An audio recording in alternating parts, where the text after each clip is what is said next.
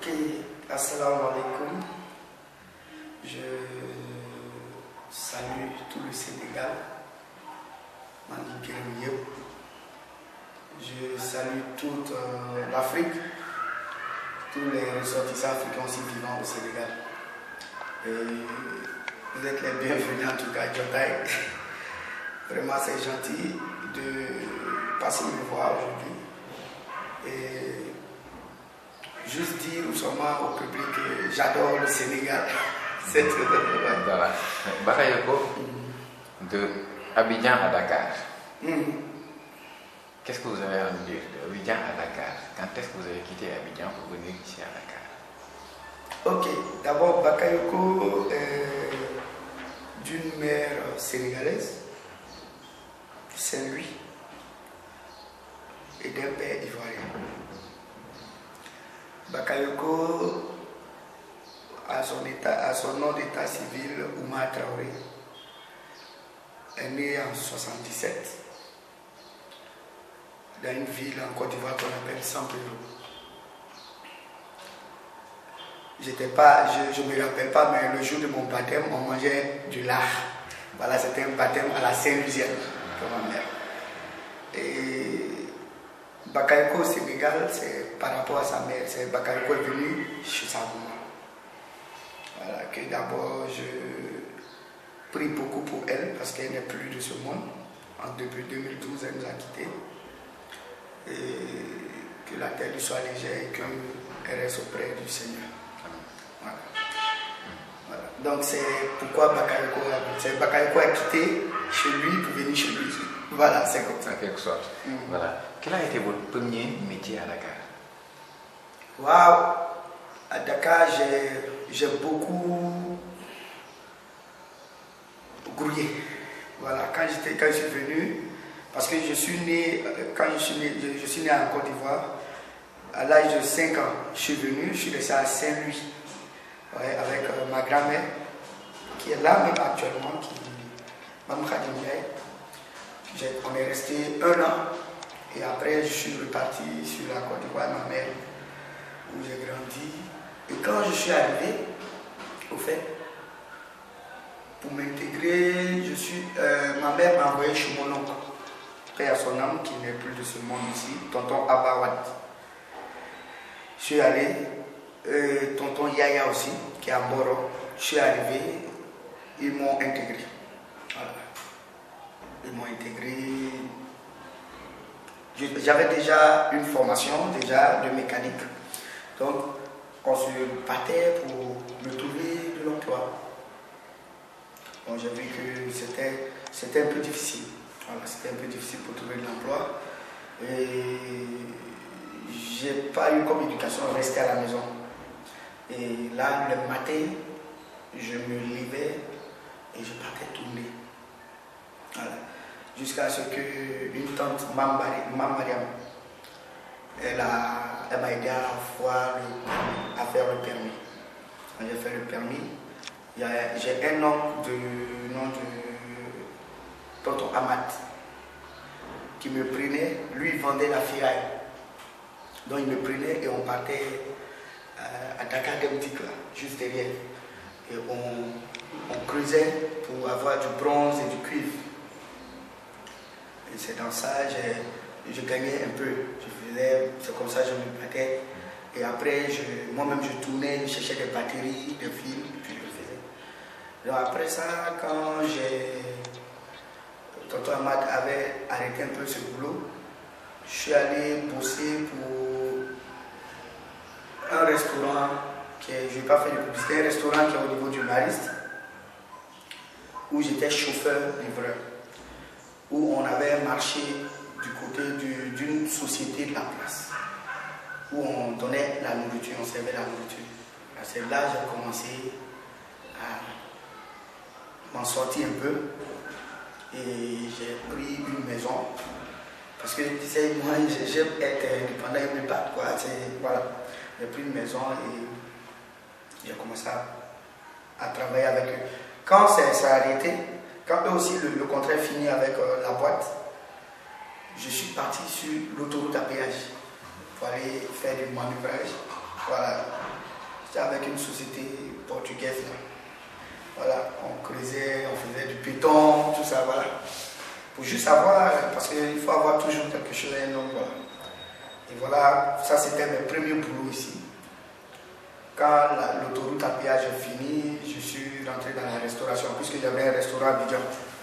Voilà, donc les restaurants qui avaient des difficultés, qui n'avaient pas, comme je mettais des systèmes en place pour pouvoir amener le monde, surtout les ressortissants africains. On faisait leurs différents plats, faire des messages, des trucs, et puis les gars venaient. Donc je remettais les trucs en place. Voilà comment c'est parti. Ça c'était mes premiers boulots. Ok, moi j'aimerais savoir le déclic, vos débuts à la télévision. Est-ce que tout au début vous avez senti en vous un don de comédien? Bon, depuis mon enfance, voilà, j'ai imité un peu un oncle, voilà, le grand frère à mon père, qui est comédien, qui nous faisait rire. Donc à chaque soir, je m'asseyais avec lui, on faisait du time, et il me racontait des histoires drôles. Donc je prenais ces manières, et avec mes amis aussi, je faisais des histoires drôles. Et j'étais ami aussi avec Glazaï Don Kevin, qui était dans ma famille. Voilà, donc lui aussi, il me mettait un peu. Mais je ne me suis jamais dit que j'allais faire la télé. Donc ici, quand on était au restaurant, on mangeait quand je faisais la comédie, en fait, je faisais rire les gens. Genre one man show quoi. Voilà, le one man show comme ça. Je faisais rire les gens. Et je taquinais toujours les gens, quoi, mais dans la comédie, mais dans le vrai, dans ce qu'ils font. Et c'est dans ça, il y a Ali Silla, qui était un caméraman à Leuznia, voilà, qui a parlé de moi à Leuz. Ils avaient besoin de quelqu'un pour tourner un clip. Le clip, j'ai oublié le nom du chanteur, pour tourner un clip. Et je suis allé, j'ai tourné le clip, et juste après ça, il m'a proposé, est-ce que tu ne peux pas venir faire un peu de théâtre? On a besoin d'un gardien. Il m'a dit, gardien, théâtre? Non, il dit, non, arrête-moi, la télé, je ne... Non, pardon. Il dit, non, viens, on va essayer. Donc, c'est comme ça que je suis arrivé. Ils m'ont fait un casting, là. Et dès que, normalement, Books devait rentrer, quand il rentre, j'ouvre la porte, quand il ferme, je n'avais pas droit à dire la parole.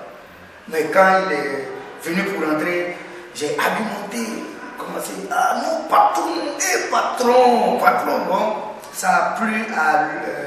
Donc tu as improvisé un peu. Voilà, j'ai improvisé, et ça l'a plu beaucoup. Il a vu que j'avais du potentiel et il a dit, toi, tu verras où tu vas arriver dans la télé. Okay.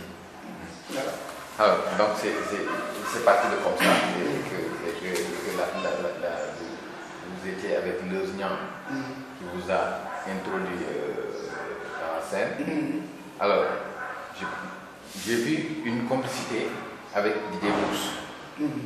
Est-ce que vous pouvez nous parler de vos relations avec Didier Boops? Ah, Boops c'est un grand frère. Parce que quand je suis arrivé même la première fois, Boops m'a dit, j'ai vu Boops, je le voyais encore, en fait, à la télé, même au restaurant où je travaillais, il venait pour faire des émissions, je le saluais, je ne sais pas quoi, je le voyais comme ça avant. Et quand je suis arrivé, quand je l'ai vu, c'est que le truc l'entrée c'est bon, hein. Et j'ai commencé. Et quand il a commencé, Boops a dit, il est bon. On le garde. Et maintenant on a dit, quel nom on va me donner? Et c'est là Boops a dit, il dit, j'ai un ami qui s'appelle, appelez-le Bakayoko. Il dit Bakayoko. Il dit, moi aussi il y a beaucoup d'amis qui s'appellent Bakayoko. Il dit Bakayoko. Et voilà comment le nom est. Boops c'est quelqu'un, d'abord lui c'est quelqu'un que je respecte beaucoup. Parce que c'est un battant.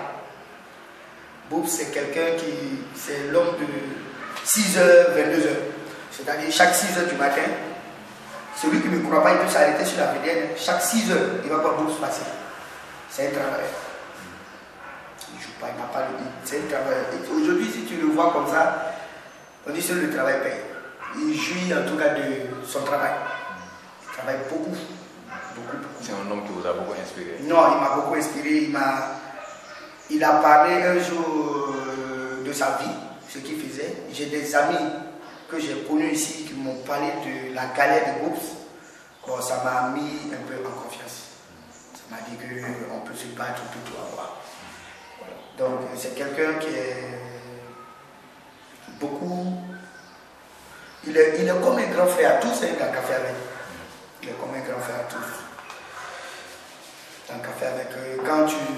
Il règle beaucoup de problèmes, en tout cas. Un café avec. Voilà. Aujourd'hui, quand les gens parlent de café avec, forcément, il y a un nom Bakayoko. Quand les gens parlent de Bakayoko, forcément, il y a un café avec. Bakayoko et café avec. Qu'est-ce que vous avez à nous dire par rapport à ça? Café avec, vraiment, ça a été une expérience vraiment qui m'a appris beaucoup de choses que je ne connaissais pas dans la vie. Le monde de la télé. Café avec a transformé ma vie. Ça a transformé ma vie. J'étais quelqu'un qui n'avait pas de problème, qui se lève, qui rentrait dans son tangana, qui frappait ses spaghettis avec ses trucs, qui marchait, qui sautait sur son car rapide, qui était tranquille. Mais café avec m'a mené à un sommet où je passe dans le tangana même, je regarde ça comme ça. Pour rentrer, c'est problème. Pour marcher, c'est problème. Parce que les gens vous sollicitent. Les gens me sollicitent. C'est-à-dire ça, bon, c'est le peuple sénégalais. Le peuple, si le peuple t'accepte, tu es obligé d'assumer. Il n'y a pas autre chose. Tu ne peux rien faire. Tout ce que tu fais est contrôlé. Tu es obligé d'avoir une belle image. Moi, c'est surtout les enfants. C'est les enfants, je ne peux pas payer, c'est les enfants. Donc, ça a transformé ma vie. Ça m'a mis dans quelque chose que je ne connaissais pas. Alors, vous avez parlé au passé, vous avez dit que café avec, ça a été une expérience. Quand on dit que ça a été une expérience, donc c'est que vous dites que Kabou et café avec, c'est fini? Non, c'est pas bon, c'est pas fini. Café avec, c'est pas fini. On est toujours à l'écoute de nos responsables.